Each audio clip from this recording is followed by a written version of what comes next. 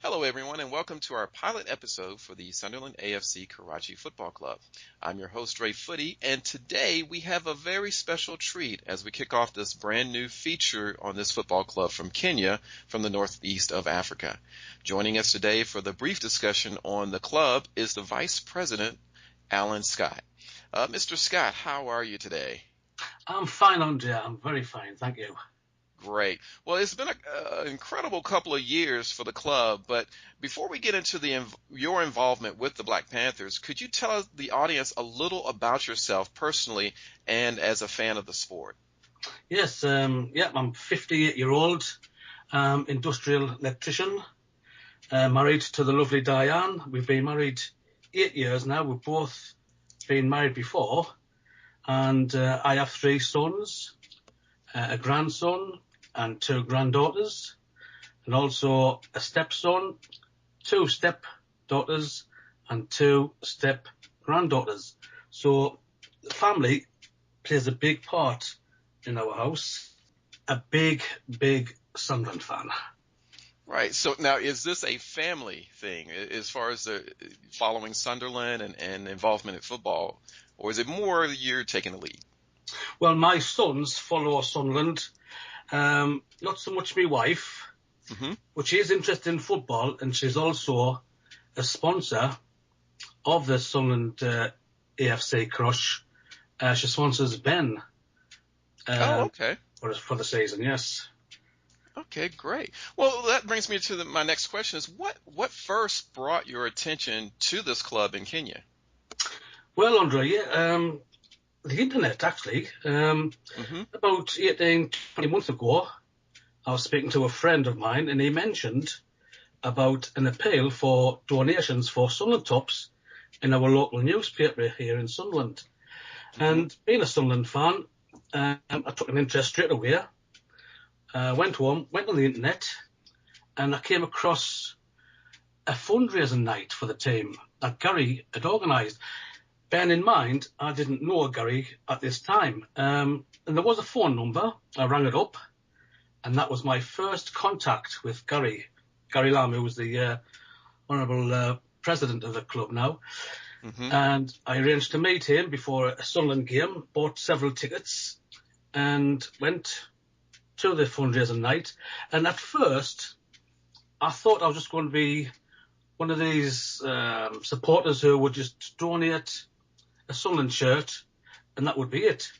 But as the night went on, and as the weeks went on, I became more and more interested in the club and took a more active role by becoming not just a player sponsor, but actually an associated team sponsor, and helped Gary fundraising and try to get money in and donations.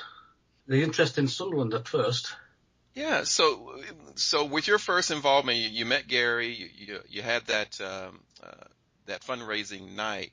Yeah. How seriously did you take the club at first? I know you mentioned you were thinking maybe just a little donation and everything. Yes, but certainly. I didn't take it seriously at all.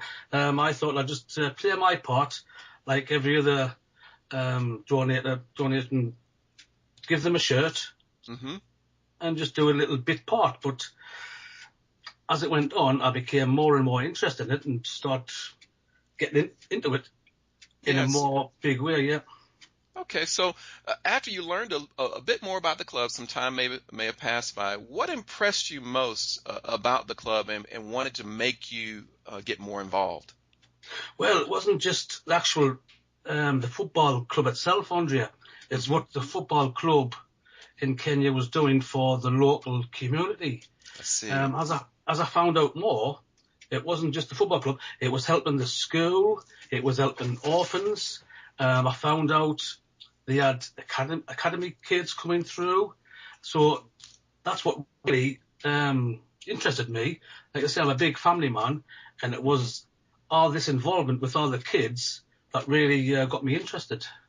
Right. Now, at this time, how much did your family know, like your wife Diane and the kids, how much did they know about the club, and were they learning also about it? Well, at first, not a lot, but as time went on, my wife took an interest, and then soon after, she became the sponsor of Ben. Hmm. And after I'd been there in February and told my wife all about it and what a great experience it was, I wanted to share that experience with my wife, and that's Hmm. why we went in September, October of this year. Again, it Right. was a fantastic time. Right. So, as you're getting more involved, though, you went there in September, October of last year or this year, This year. Yeah, uh, this year. and what sort of challenges do you see most affecting the club today? Well, the challenges come from other teams. As Sunderland AFC Karai are improving and getting better and better through the help of the sponsors, they're becoming a better team, getting better players, and the challenge is coming from the other teams who seem to be up for it every time they play them. It's like a cup final every game, and these are the challenges that they'll have to overcome to become a better team. Right. So, what actually moved you though to actually travel to Kenya?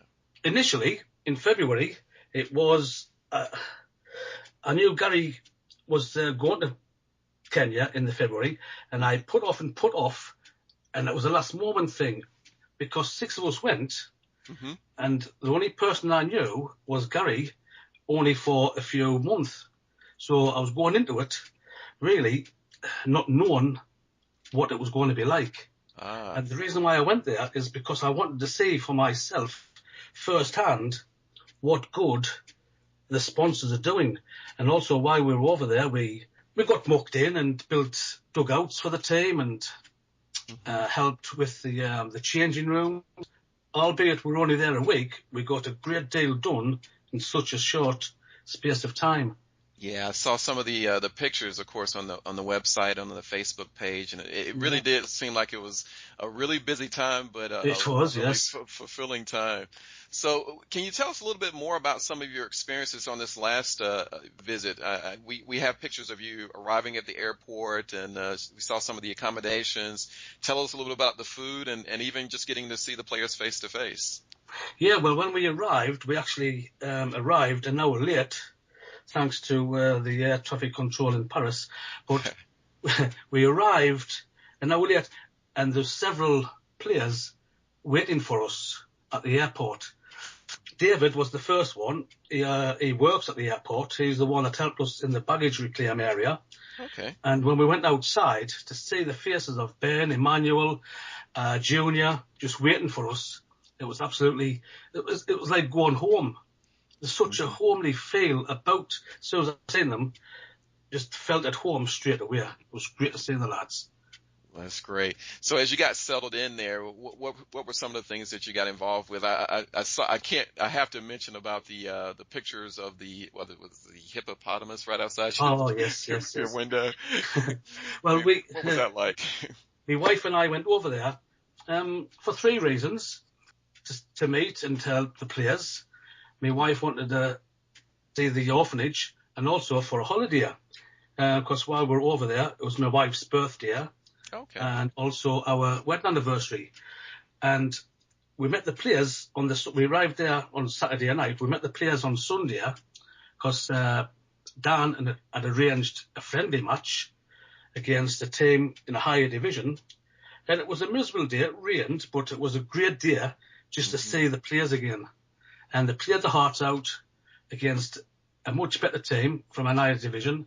And we were successful and we won 6-1 in a friendly. It was a great time. Like I say, it was great to see all the players again. My wife met them for the first time and they took to her great. They loved her. She embraced it because my wife has similar interests to me and she took it Hmm. to her heart and she loved it. It was a great, great time.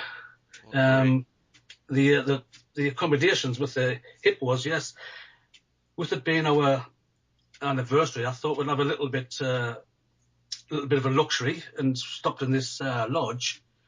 And during the day, giraffes, zebras, water bucks just roamed the grounds. And on a night, the local hippos came out of the Lake Navasha, to graze on the grounds just yards from our room. And it was a fantastic sight. Yeah, it sounds like it was really amazing.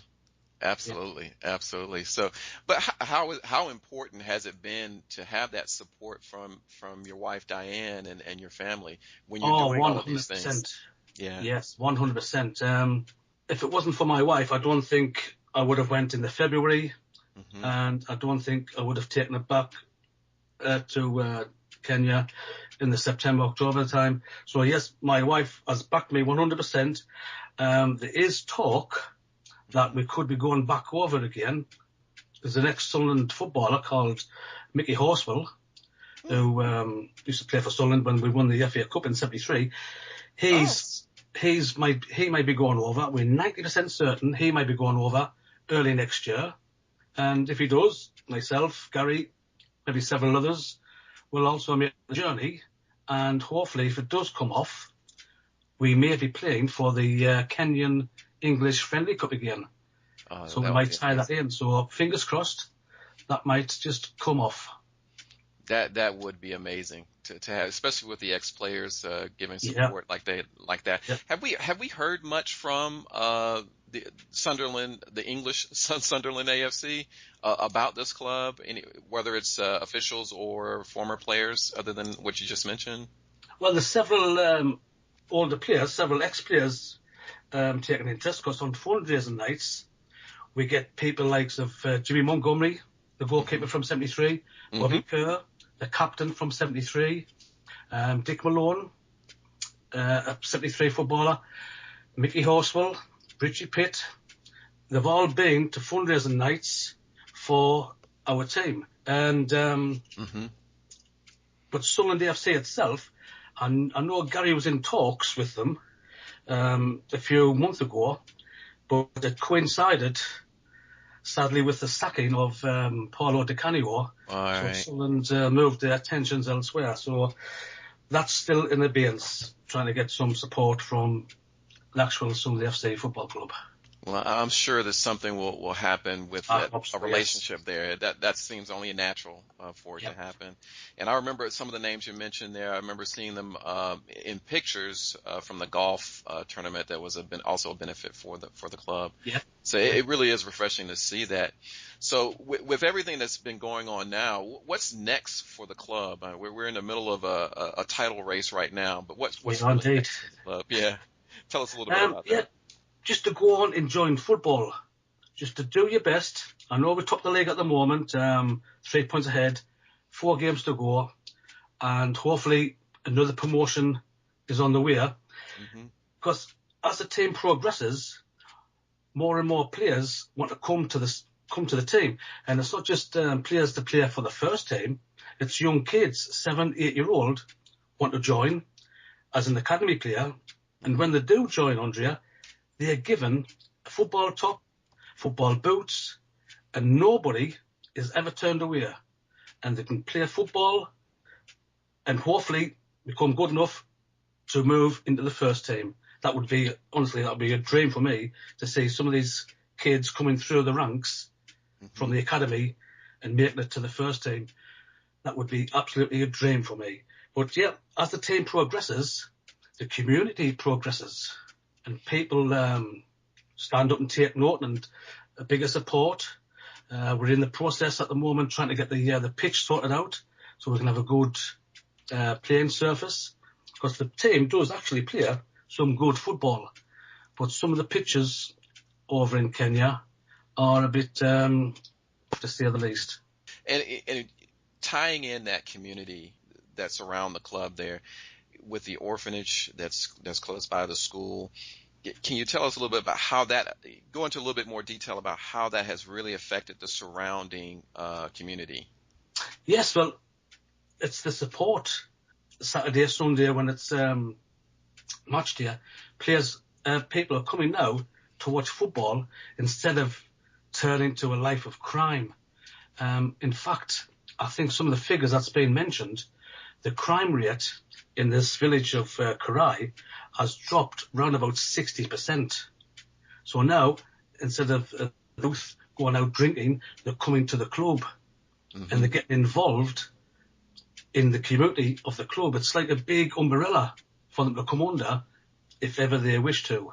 Yeah. And like I said, no kids are ever turned away. Yeah, so that's a real positive focus, and that's one of the most appealing things for me about the club. I mean, how it affects the community. It's something that we don't really have here in the United States, where teams, by far, especially the professional teams, are more of a franchise type of arrangement. And so, but this is a real connection with the community. But you had mentioned about the pitch that they have there. What's the progress on that? You know, many people out there listening now might not realize that Sunderland Karachi has its own home pitch, but there's been a problem with it of recent. Can you give us a little bit more detail on that and the progress? Yes, Andre, yes. While I was over there, I went to have a look at the pitch and the dugouts that we made. The dugouts are fine; they're still standing, but the pitch is in a bit of a decay. There's rocks and glass scattered all over. And while I was there, Ben, the president of the club, had 2 meetings with the local member of parliament, and he's been promised funding for the pitch to get levelled and a good working surface. Now then, whenever that comes about, I don't know. But I know Ben's in contact now with the local MP, so hopefully in the near future something will start to get done on the pitch. But at the moment, it's just unplayable. So really, we're playing all our home games away from home, which in a way we lose in support because some of the local kids and the people of the village of Karai can't make the journey to the home games. Yeah, and I really would like to see that, especially for next season. With the prospects we have for promotion and being able to have a home ground and have that home support will mean quite a bit in the next division. So I hope that can get all sorted out for them. What about your own involvement with the club? I know you've started out looking at it and saying, hey, this might be a good cause, and you got really involved. How about the future and your involvement with them? How does that look for you? Oh, my future, my involvement with these is going to be for a lifetime. When you support a team, Andrea, you support it for a lifetime. And that's it. I'll be in, I'll support them. I will keep making journeys over, and I'll be there for them. Any help they want, because at the moment over there, Coach Dan, he's got them playing to a good standard of football. Plus, also the likes of Ben, Emmanuel, and David have a good infrastructure of the club, and it's heading in the right direction.